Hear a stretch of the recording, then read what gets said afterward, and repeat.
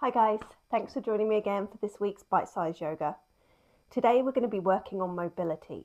So it's just going to be a nice snappy workout where we're just hitting all of the aspects of the body, making sure we're well lubricated, especially after a long day sitting at our desks.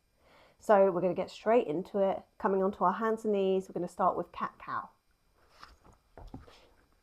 Hands underneath your shoulders, knees underneath your hips. We know the drill by now. Inhale, letting the chest and the stomach fall to the floor, shoulders pulling back. Exhale, pushing the floor, rounding, tucking the hips underneath, pushing through the tops of the feet.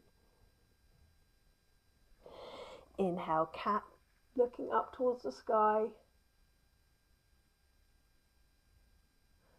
Exhale, round. And again, you can do this faster or slower than me. We're just getting some movement through our spine, waking everything up, warming up through the torso, through the whole body.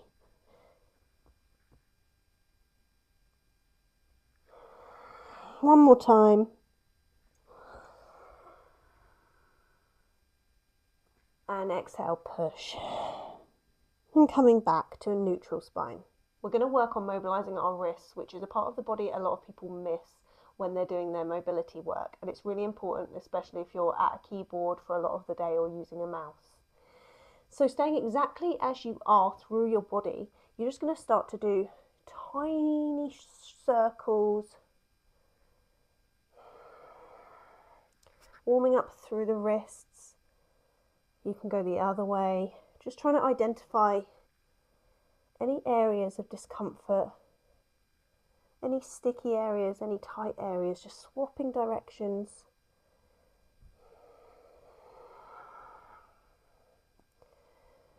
Returning your fingertips out.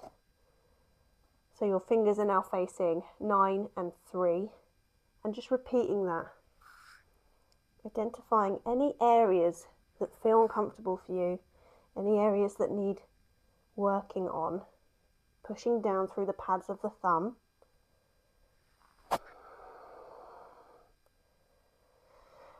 You can try to turn your fingertips inwards. This can be quite uncomfortable, so don't go too far. If this feels bad on your wrists, please just stay with the 9 and 3 or with your fingertips forwards.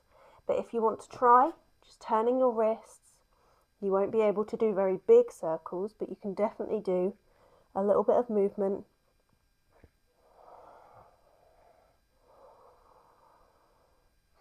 And then lastly, flipping your hands, so you're now resting on the tops of your hands. I know that I've got a weak spot on the right hand. You can see that as I try and put weight on it, it doesn't like it. So for this one, I'm going to keep my hand at that 3 o'clock position, and my left hand, I'm going to work on the flipped palm. But that's what I mean about not going too far. You need to feel for these areas in your body and accommodate them rather than pushing past any point of pain.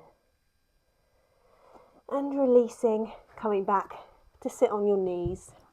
We're just going to circle your wrists, getting the blood flow.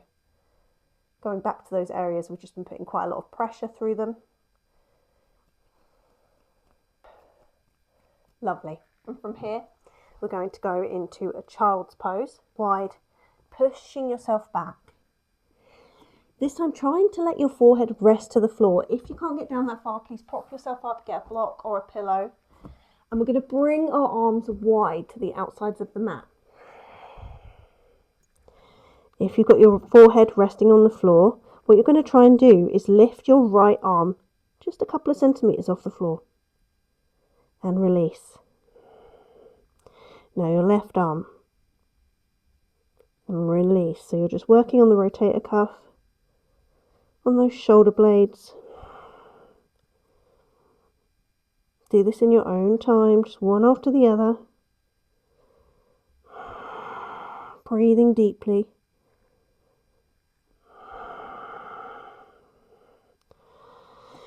Once you're done there, start to walk your fingertips over to the left, stretching through the right ribs. And walking them over to the right, expanding through the left lung. And release back into your child's pose. This time, a nice passive child's pose.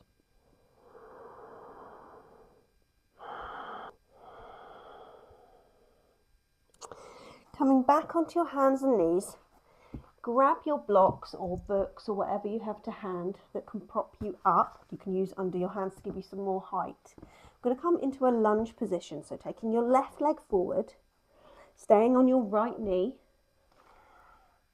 You can pad your knee as well if this feels uncomfortable. Dropping your hips down low, pressing through the blocks, and then pulling that left leg straight, walking your hands back with your blocks. You can tuck the back foot to give you a bit of stability. So now we're in what we call a runner's lunge. You want to keep your lower back straight. Now letting your foot fall in this position. You should feel quite a strong stretch through the outside of that left thigh, through that IT band area. And bringing your foot back to straight. Now letting the foot fall out. Feeling that stretch through the groin, inner thighs, calves, back of the knee, and back to center. And just keep doing that in your own time. From side to side, just tick-tocking one side to the other. Seeing if you can feel that movement in the hip joint. See if you can picture what's happening as you're doing that movement. Working on all those stabilizing muscles, all of the tissue there. An area where a lot of people carry a lot of stress and tension. And walking back to your lunge. Letting your hips drop low, pushing your chest up. And back to your tabletop position. We're going to repeat that on the other side. Right leg forward, padding that left knee. If you need, you can always roll your mat up, put that under your knee just to give you a little bit of extra cushioning. Letting your hips drop down, opening your chest. And then pulling back to that runner's lunge, tucking the back toes, flexing through that right foot, pushing up so that you are flattening through your back as much as you can, pulling your shoulder blades together. And letting your foot fall out to the right. You might find that you're able to go further on one side than the other. That's normal. Letting your foot fall in.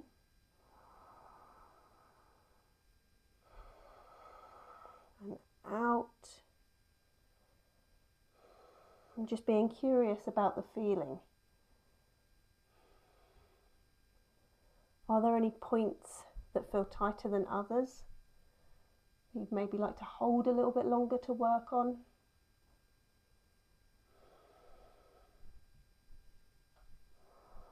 Just side to side, lubricating through that joint.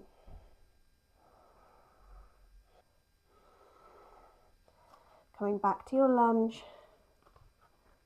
Hips dropping towards the floor, chest pushing upwards. Pushing through the blocks. And coming back onto your knees, taking your blocks to one side or the other, and just doing a couple more cat-cows to shake that out.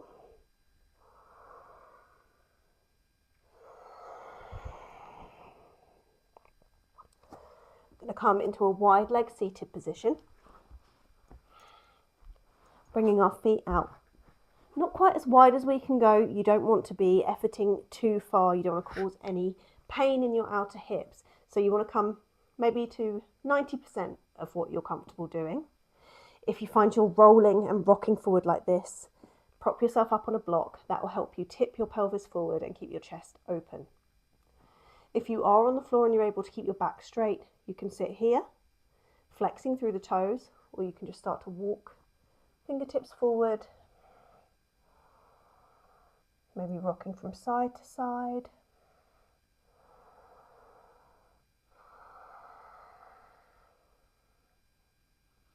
Now turning over that right leg, coming into a forward bend over that knee, trying to keep the left hip heavy so the left glute is still pressing into the floor, left heel still pressing into the floor.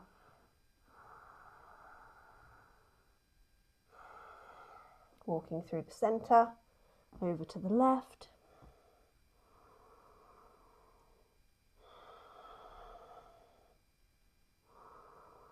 Rotating your whole torso over that left leg. Right hip heavy, pushing into the floor. And up to center. Using your hands, bend your knees. We're going to come to a seated figure 4 position. Bringing your hands behind you, you can have fingertips out or facing in, whichever feels best for your wrists right now. Taking your right foot, just place that just above the knee on the left hand side. Flex through the feet. Now the closer that left foot is in to the body, the more intense the stretch will be. So you can walk in if you want more of a stretch, or you can walk it further away if you want to lessen some of the pressure.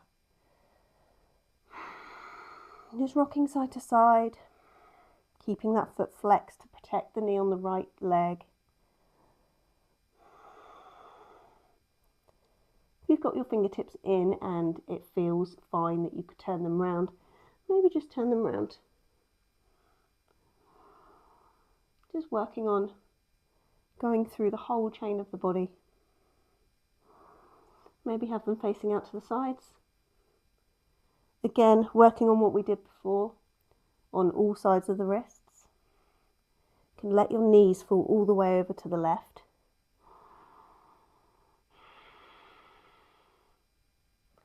And coming back up to center, releasing and switching legs. So you might want to lift the hips, that can give you a little bit of extra space to be able to place the foot to begin with. Walking everything in if you want more of a stretch, walking things further away if you want it less intense. Trying to keep your chest open. Gently rocking from side to side, changing the position of your hands periodically.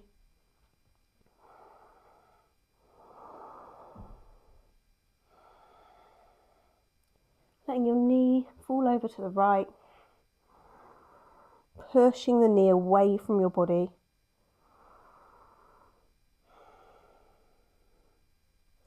And coming back up.